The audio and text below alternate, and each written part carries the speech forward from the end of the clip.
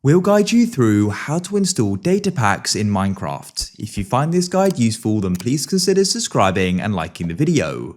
Data packs are really useful because they go and alter the world, but you don't need to go and get mod loaders and things like that. You can just add it directly into the world files. So that's what we're going to be doing in this video. So make sure it's just 4 things so you understand exactly how to go and do it. First of all, let's go and close the world. So click on Save and Quit to Title. You can then go make Minecraft smaller or minimize it, or however you want to go and do it, which I've now done. So then what you can do is go and open up a web browser. And what we need to do is go and get a data pack. So you may be wondering, where do I get them from? Well, there are quite a few different sites you can do this with. One site I've used before is Modrinth. So you can go here. You can then go to the top and click on data packs and browse through. There's also CurseForge as well. So you can come to curseforge.com. Select Minecraft and you can then click on categories and select data packs. And once again, you can browse through here and there are loads of different packs to go and choose from. Although you may already have a data pack in mind which you want, and so you can go and search for that and you can download it, or you may even already have a data pack downloaded. So go and find one you want to download. One I want is called Vein Miner. So this is super useful. Essentially how it works is when you go and break one ore in the vein, for example, coal, you can see the animation there, it goes and breaks all of them. It saves a lot of time and it's really useful if we're doing some type of challenge. So then what we can do is go and download it. So we can go and click on versions just over to the right here.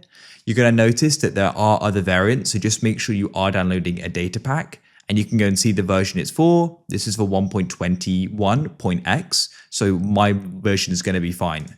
I can click on download to the right and it will go and download, as you can see. It's now gone and downloaded. Now, before we get any further, a big thank you to Apex Hosting for sponsoring this video. They're my go-to place for when I need a Minecraft server. They've got so many awesome benefits, for example, 24/7 servers and support, so you can get help anytime you need it, a free subdomain, and many other things as well. So go and check them out. If you're interested, there'll be a link down below in the description and the pinned comment. And at the moment, you can get 25% off your first invoice. So definitely worth checking out. So now that you've downloaded it, you can come out of your web browser. You need to go and open up your file explorer and come to downloads. And as you can see, there is the data pack. Just go and drop it onto your desktop to make it easy to go and add in a moment. Now you can return to Minecraft and you need to click on single player. Find the world you want to go and add the data pack to and select it and click on edit in the bottom left. And then what you need to do is click on open world folder.